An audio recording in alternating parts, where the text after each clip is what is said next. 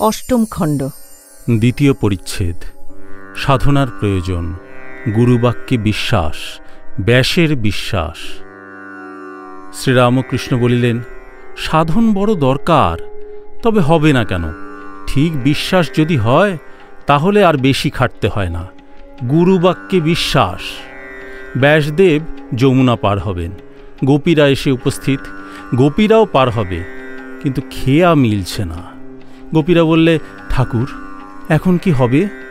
ব্যাসদেব বললেন, আচ্ছা তোদের পার করে দিচ্ছি, কিন্তু আমার বড় খিদে পেয়েছে, কিছু আছে? গোপীদের কাছে দুধ, ক্ষীর, নবনী অনেক ছিল, সমস্ত ভক্ষণ করলেন। গোপীরা বললেন, ঠাকুর পারের কি হলো? ব্যাসদেব তখন তীরে গিয়ে দাঁড়ালেন, বললেন, হে যমুনে, যদি আজ কিছু খেয়ে না থাকি তোমার জল দুভাগ হয়ে যাবে, আর আমরা সেই পথ দিয়ে পার হয়ে যাব। বলতে না বলতে জল দুধারে সরে গেল। গোপীরা অবাক, ভাবতে লাগলো, উনি এইমাত্র এত খেলেন, আবার বলছেন যদি আমি কিছু খেয়ে না থাকি। এই দৃঢ় বিশ্বাস, আমি না, হৃদয় মধ্যে নারায়ণ, তিনি খেয়েছেন। শঙ্করাচার্য এদিকে ব্রহ্মজ্ঞানী, আবার প্রথম প্রথম ভেদ বুদ্ধিও ছিল, তেমন বিশ্বাস ছিল না। চণ্ডাল মাংসের ভাঁড় লয়ে আসছে, উনি গঙ্গা স্নান করে উঠছেন, চণ্ডালের গায়ে গা লেগে গেছে, বলে উঠলেন, এই তুই আমায় ছুঁলি? চণ্ডাল বললে, ঠাকুর তুমিও আমায় ছো নাই, আমিও তোমায় ছুঁই নাই। যিনি শুদ্ধ আত্মা, তিনি শরীর নন, পঞ্চভূত নন, চতুর্বিংশতি তত্ত্ব নন। তখন শঙ্করের জ্ঞান হয়ে গেল। জড়ভরত রাজা রহুগণের পালকি বহিতে বহিতে যখন আত্মজ্ঞানের কথা বলতে লাগল, রাজা পালকি থেকে নিচে এসে বললে, তুমি কে গো? জড়ভরত বললেন, আমি নেতি, নেতি, শুদ্ধ আত্মা, একেবারে ঠিক বিশ্বাস, আমি শুদ্ধ আত্মা, আমি সেই, আমি শুদ্ধ আত্মা।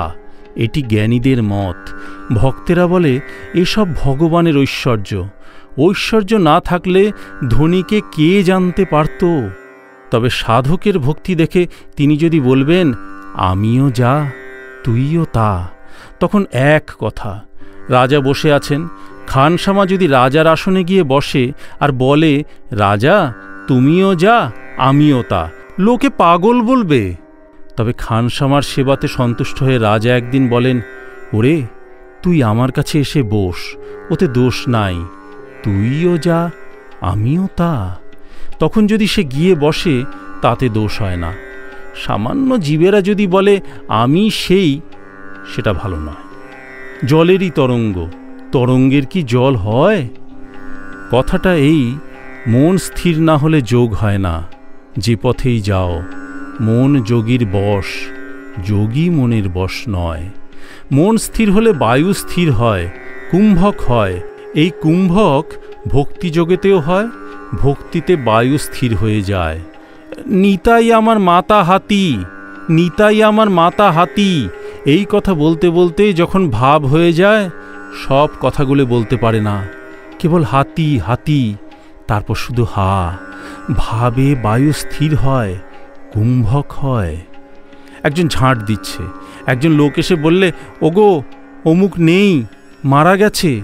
যে ঝাঁট দিচ্ছে তার যদি আপনার লোক না হয়, সে ঝাঁট দিতে থাকে, আর মাঝে মাঝে বলে, আহা তাই তো গা, লোকটা মারা গেল, বেশ ছিল, এদিকে ঝাঁটাও চলছে। আর যদি আপনার লোক হয় তাহলে ঝাঁটা হাত থেকে পড়ে যায়, বলে হ্যাঁ বলে বসে পড়ে।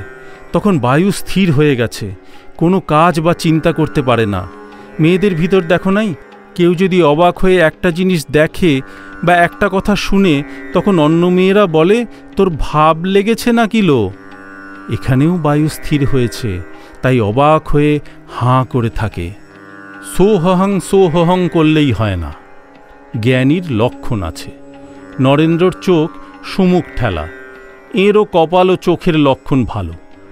আর সব্বাইয়ের এক অবস্থা নয়। জীব চার প্রকার বলেছে, বদ্ধজীব, মুমুক্ষু জীব, মুক্তজীব, নিত্যজীব।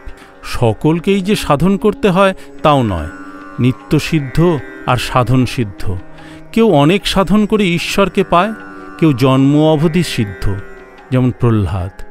হোমা পাখি আকাশে থাকে, ডিম পারলে ডিম পড়তে থাকে, পড়তে পড়তেই ডিম ফোটে, ছানাটা বেরিয়ে আবার পড়তে থাকে, এখনও এত উঁচু যে পড়তে পড়তে পাখা ওঠে।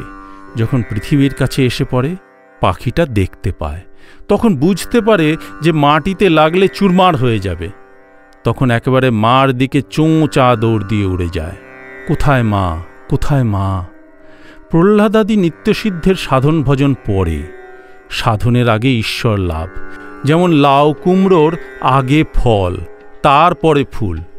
রাখালের বাপের দিকে চাহিয়া বলিলেন, নিজ বংশেও যদি নিত্যসিদ্ধ জন্মায়, সে তাই হয়, আর কিছু হয় না।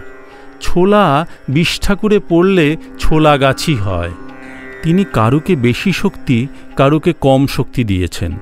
কোনোখানে একটা প্রদীপ জ্বলছে, কোনোখানে একটা মশাল জ্বলছে। বিদ্যাসাগরের এক কথায় তাকে চিনেছি। কত দূর বুদ্ধির দৌড়! যখন বললুম শক্তি বিশেষ, তখন বিদ্যাসাগর বললে, মহাশয়, তবে কি তিনি কারুকে বেশি, কারুকে কম শক্তি দিয়েছেন? আমি অমনি বললুম, তা দিয়েছেন বই কি। শক্তি কম বেশি না হলে তোমার নাম এত হবে কেন? তোমার বিদ্যা, তোমার দয়া, এইসব শুনে তো আমরা এসেছি। তোমার তো দুটো শিং বেরোয় নাই। বিদ্যাসাগরের এত বিদ্যা, এত নাম, কিন্তু কাঁচা কথা বলে ফেললে। তিনি কি কারুকে বেশি শক্তি, কারুকে কম শক্তি দিয়েছেন? কি জানো, জালে প্রথম প্রথম বড় মাছ পড়ে, রুই কাতলা। তারপর জেলেরা পাঁকটা পা দিয়ে ঘেঁটে দেয়, তখন চুনোপুটি, পাঁকাল এইসব মাছ বেরোয়। একটু দেখতে দেখতে ধরা পড়ে। ঈশ্বরকে না জানলে ক্রমশ ভিতরের চুনোপুটি বেরিয়ে পড়ে। শুধু পণ্ডিত হলে কি হবে?